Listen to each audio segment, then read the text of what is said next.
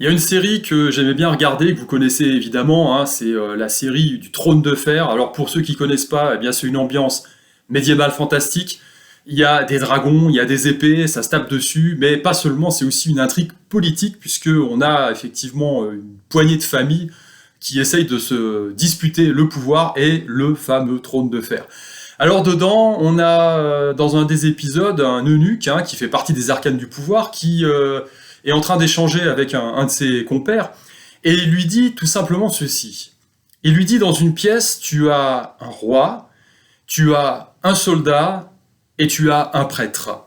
Qui a le pouvoir? Alors c'est une question qui est intéressante parce qu'on serait tenté de répondre de différentes façons. On peut dire, eh bien c'est le roi qui a le pouvoir, parce que c'est comme ça.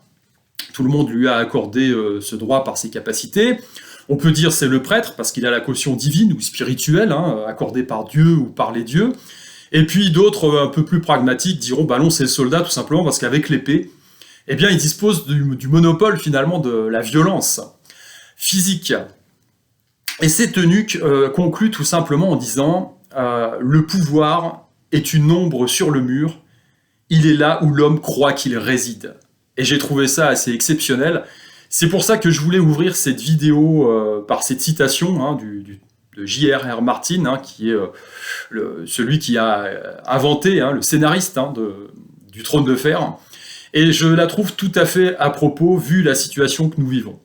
À une époque où on voit un petit peu comment a été traitée cette crise, et notamment en France, on s'aperçoit finalement que les gens qui font tourner le beans, eh bien, c'est des gens de rien. Ceux qui ne sont rien, c'est en grande partie finalement la population des gilets jaunes. C'est la petite caissière qui va bosser tous les matins pour s'assurer de faire passer vos courses dans le supermarché. C'est le livreur qui, lui, s'assure que la chaîne d'approvisionnement ne soit pas disruptée. C'est également l'aide-soignante ou l'infirmière qui, au contact direct des patients, va vous soigner, va jouer l'héroïne pour 1300 balles par mois. Voilà. Et à côté de ça, on voit que nos élites, plus ou moins autoproclamées par rapport au système en place depuis des dizaines d'années, sont, on va dire, au mieux inutiles, au pire nuisibles, tout simplement.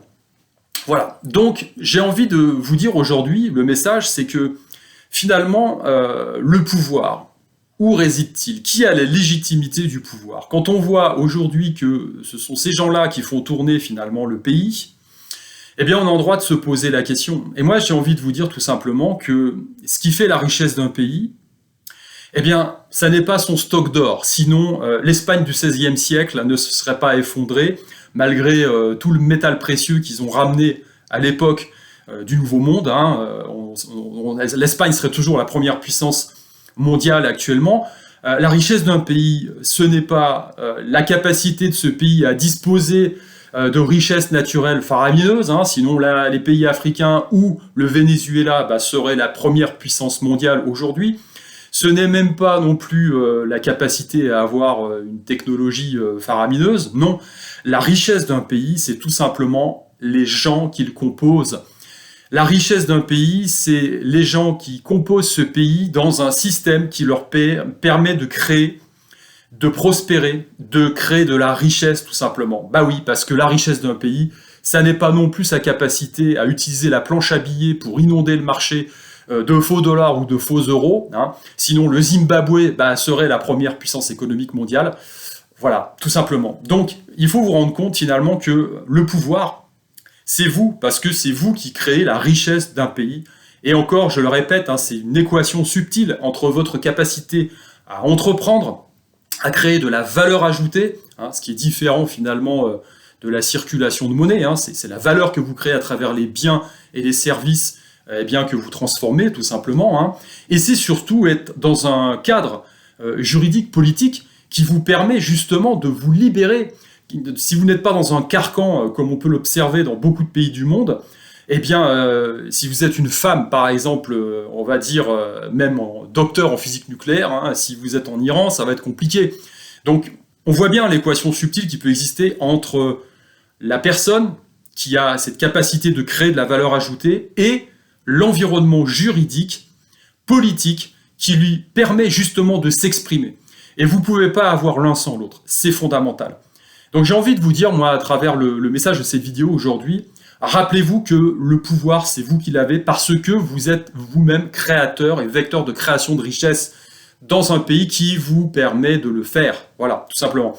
Et on ne peut pas le faire, très clairement, dans une économie socialiste. C'est pas possible. Voilà. Il y a un moment, faut se rendre compte du truc. Voilà, bah écoutez, j'espère que cette crise sera ou aura été l'occasion, pour moi c'est une répétition générale, hein, j'en reparlerai dans d'autres vidéos, mais déjà elle vous aura permis de faire un retour sur vous et puis sur l'environnement dans lequel vous évoluez, identifier vraiment les freins, identifier vos forces aussi, et puis vous permettre de prendre les bonnes décisions pour la suite. Voilà. Alors aujourd'hui, d'un point de vue plus personnel, hein, je suis chez mon père qui est très malade, donc je l'accompagne en ce moment, et il me disait aussi sur son lit là, que quand on est jeune, quand on a 20 ans, on se dit « Ah là là, les vieux, 70 ans, ça paraît loin, on est plein d'énergie, on a envie de faire plein de trucs. Hein. » Et puis finalement, quand on a 70 ans et qu'on se retrouve sur un lit, eh bien, c'est passé comme ça. Voilà mes amis, la vie passe vite, la vie passe très vite. Et entre les deux, c'est-à-dire entre le moment où vous naissez et le moment où vous tirez votre révérence hein, de ce grand théâtre dramatique et burlesque, eh bien ce qui compte, c'est ce que vous allez faire, tout simplement. Et il faut vous rendre compte que vous avez des forces d'opposition en face qui tentent à vous faire croire que vous ne valez pas grand-chose, que vous n'êtes rien, que vous n'avez pas le pouvoir, que vous êtes dépendant, que vous devez absolument dépendre hein, d'élites autoproclamées, d'États omniprésents, que vous devez dépendre de gens comme ça.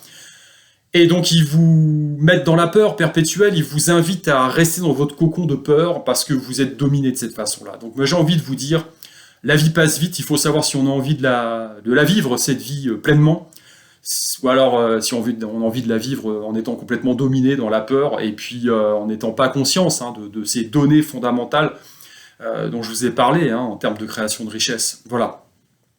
Je pense que c'est quelque chose qui doit être, c'est une réflexion qui doit être menée par chacun d'entre nous, en faisant fi des biais, hein, des biais psychologiques et puis des pseudo, on va dire, concepts hein, qu'on veut bien vous mettre en face pour pouvoir vous dominer, encore une fois. Je pense que vous avez remarqué que, par exemple, en France, on vous parle tout le temps d'Europe, et puis là, comme on était soi-disant en guerre, eh bien du coup, on ressort un discours plus ou moins patriotique, parce qu'on a besoin de vous, tout simplement. Donc, voilà, cette réflexion, elle doit être menée au niveau individuel. Il n'y a que vous qui pouvez apporter certaines réponses. Il n'y a que vous qui pouvez lutter contre vos peurs, justement, pour pouvoir les dépasser et pour ne pas en faire des instruments de domination qui sont utilisés par le malin et par ses suppôts hein, pour pouvoir bien vous maintenir dans un petit couvercle bien commode parce que vous faites tourner la machine, tout simplement. Voilà, écoutez, je vais terminer là-dessus. Non, juste une autre info encore par rapport au déroulement de la crise. Il y a quelques jours, le ministère de l'Agriculture russe a dit qu'il allait arrêter les exportations de céréales. Donc ça, c'est quelque chose qu'il faut prendre au sérieux, à mon sens, parce que, bon, ils vont reprendre début juillet, a priori, mais voilà. Il y a certaines raisons pour ça. Hein. Alors peut-être le fait de vouloir faire monter les prix, d'une part, ou alors parce qu'il y a peut-être des risques géopolitiques ou des choses dont on n'a pas conscience actuellement. En tout cas, de l'autre côté, on a effectivement nos exportations, nous, de céréales, ça continue, hein, mais quand on voit un petit peu les messages qui sont envoyés par la FNSEA, eh bien, il semblerait qu'on n'a pas de réserve de précaution. Tiens donc, hein, donc bon, si nos denrées alimentaires, et notamment les céréales, sont gérées par nos élites, comme la crise sanitaire que l'on vit aujourd'hui, j'ai envie de vous dire, prévoyez, hein, achetez quelques sacs de riz, ça peut servir. Hein, voilà. Allez, je vous souhaite bon courage, je vous dis à plus.